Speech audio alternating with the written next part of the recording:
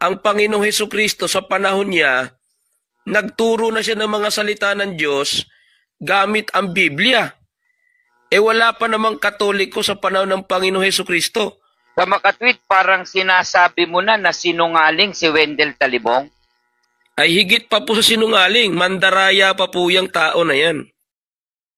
Iyon, mga kapatid, ramdam na talaga ang galit nitong mga kaanib ng Iglesia ni Kristong Tatag ni Felix Manalo.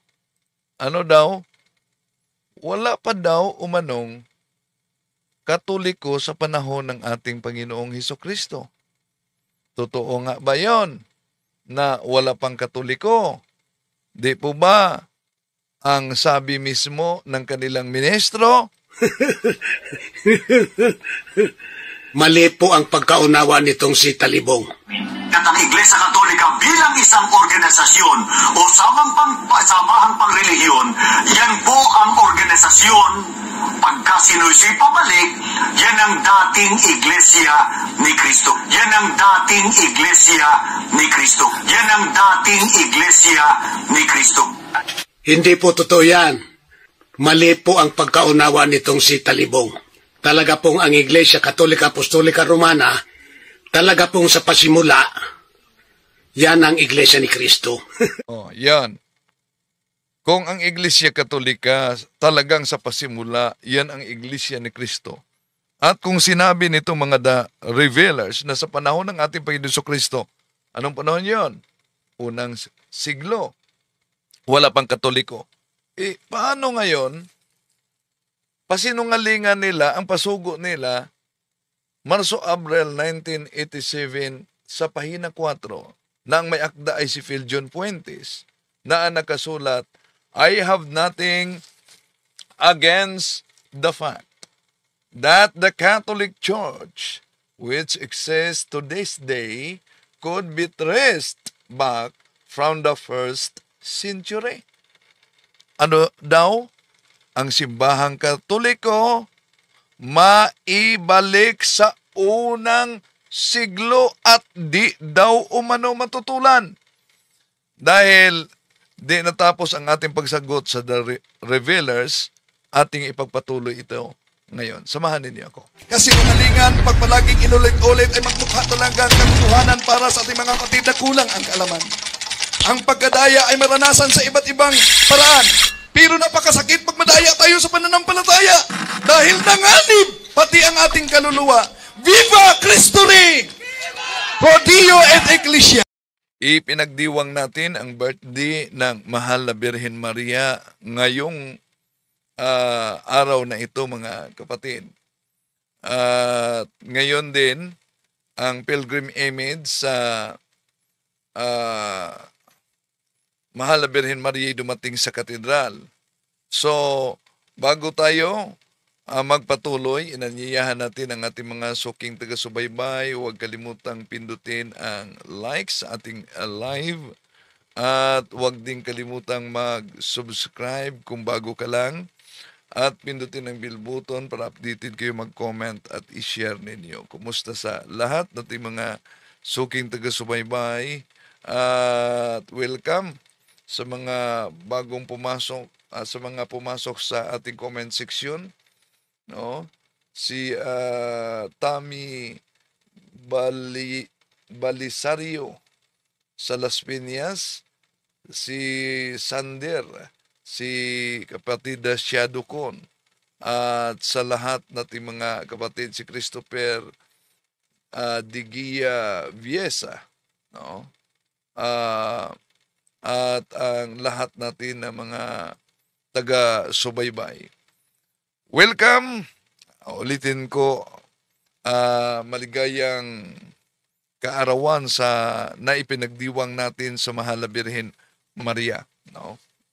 At kung malala ninyo, mga kapatid, na ating nasaksihan ang panggagalaiti nitong mga kaanib sa Iglesia ni Kristo, na habang sila ay sumasagot sa akin, mas lalo pang nahayag ang mga maling aral nila.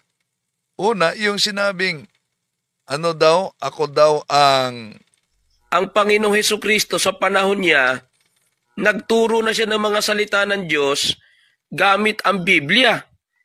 Wala pa namang Katoliko sa panahon ng Panginoong Hesukristo. Sa makatwid, parang sinasabi mo na sinungaling si Wendell Talibong. Ay higit pa po sa sinungaling, mandaraya pa po yung tao na yan.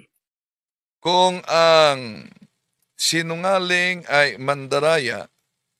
Una, anong masasabi kaya nila nang ikinakalat nila ang fake news mismo sa telebisyon na na-convert daw ang Katolikong pare pero hindi pala pare?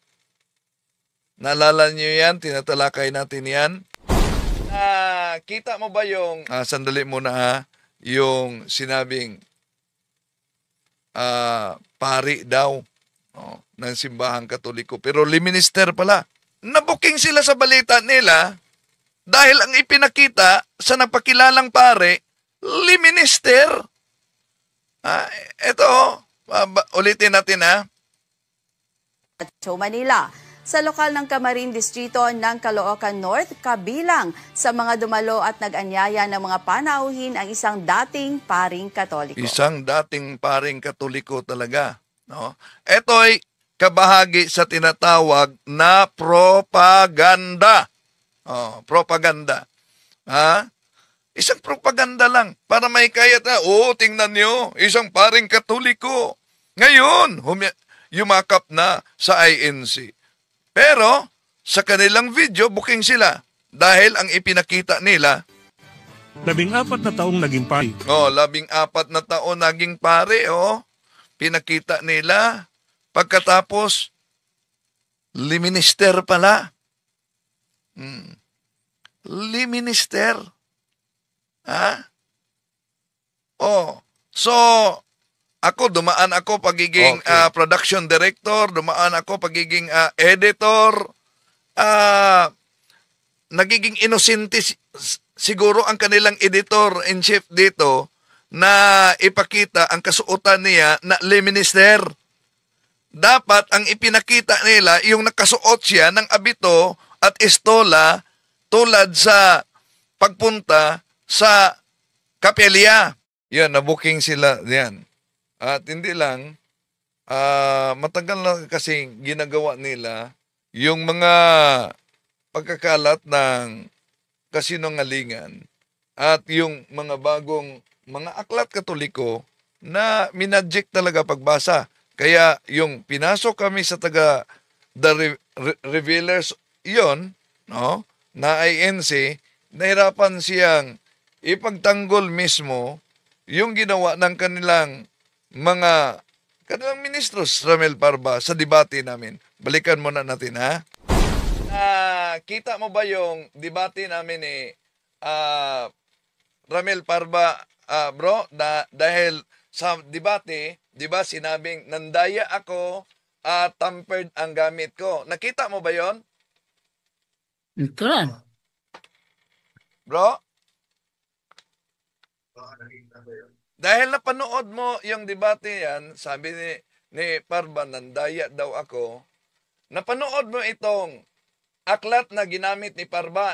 Parinig ko sa inyo, ha? Ito. Pero ang mastermind, tungkol sa inyong libro, gusto na ito, they altogether fantastic to say that the remote beginning. They altogether fantastic to say that the remote beginning. Narinig mo ngayon na ginamit itong aklat na ito. How did the Catholic Church?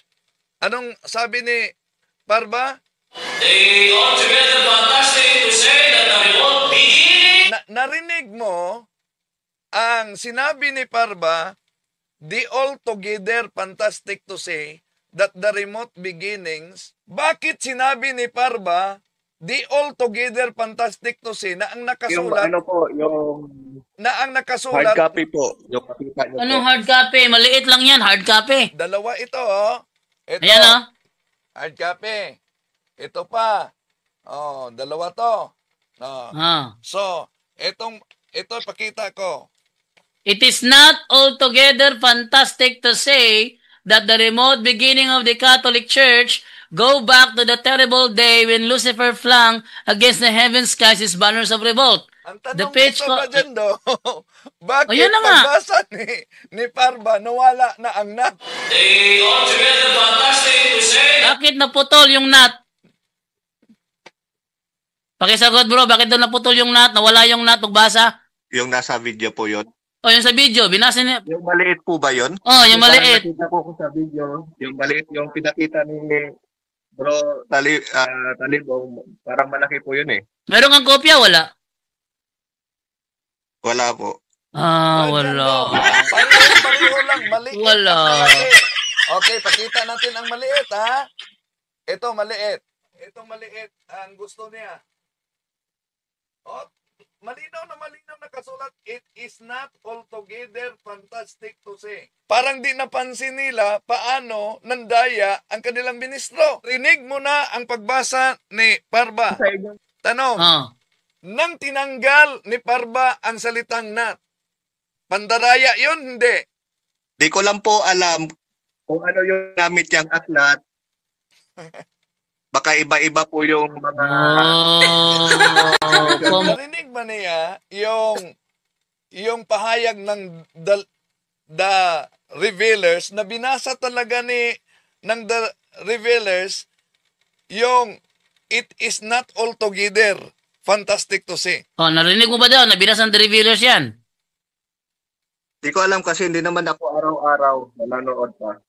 At dumadaan lang sa TikTok, doon lang ako nakakapanood. Meron ka bang video ba rin doon na binasa nila ba rin? Yes. Wait, it is not altogether fantastic to say that the remote beginnings... Oh, balik. Ulit.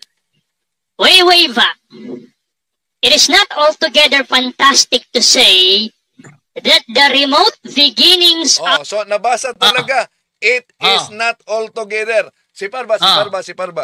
pero ang mastermind, para sa inyong libro, gusto na ko, altogether fantastic to say that the remote beginning... So, the altogether fantastic to say. Ngayon.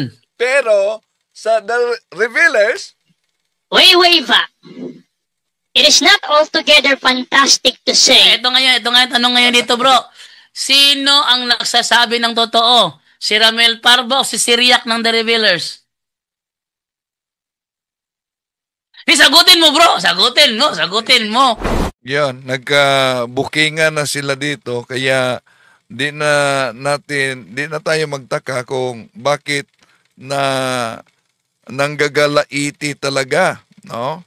Pero ating sasagutin eto mga kapatid dahil alam niyo naman na nauna nang tinatalakay natin ito, di lang na tapos yung kabuuan na pagribat natin.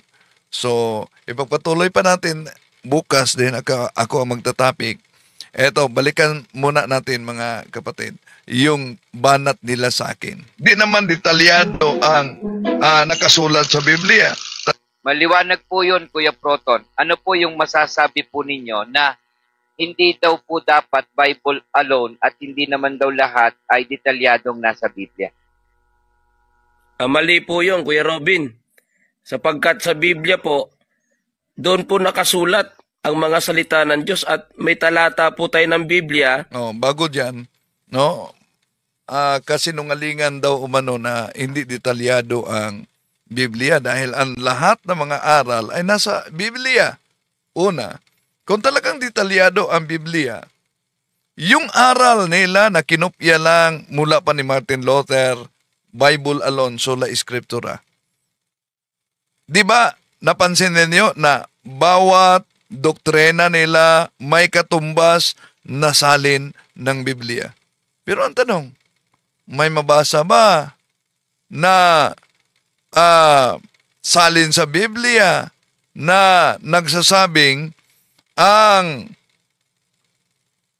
kanilang doktrinang sola scriptura o Bible alone ay nasa Biblia talaga? Meron ba? Wala. Tuloy natin. Ito po ang nakasulat sa unang Korinto 4:6 na New Testament for everyone. Ang sabi po dito, po,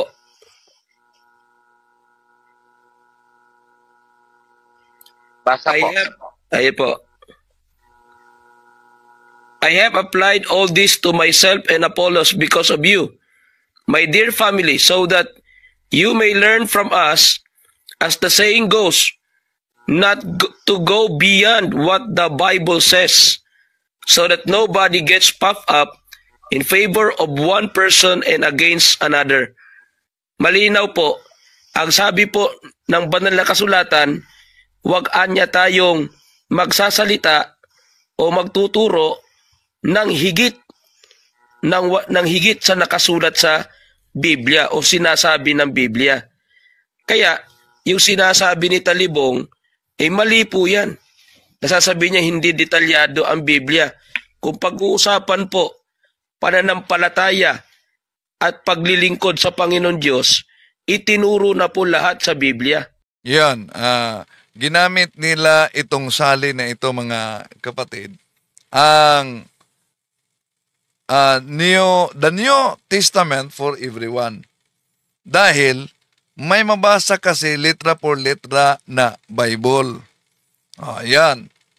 Alam niyo na bawat doktrina nila may katumbas talaga na salin. Pero ang tanong, dahil sa paggamit nila nitong salin na ito, no, na the New Testament for everyone, dahil sa paggamit nila sa salin na ito, dahil may mabasa na Biblia, tinanggap kaya nila ang nakasulat dito? Bakit?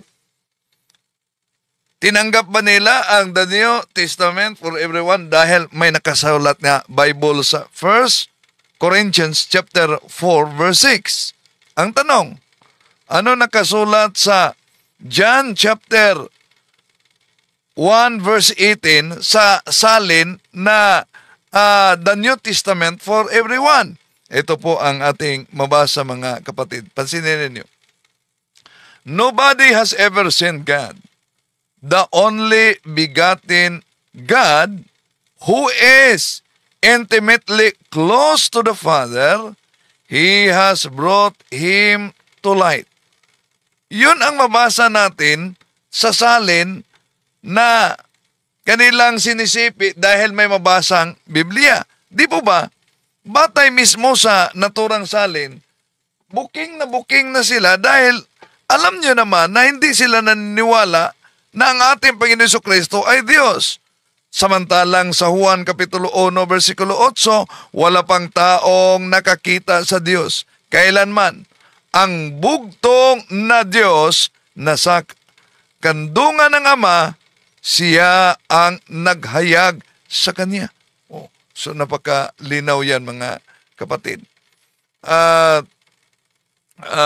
Sandali nag-live pa lang ngayon ang sa punto por punto. Subukan natin. And then, baka malapit na din natapos. And then, bukas, yung kumpletong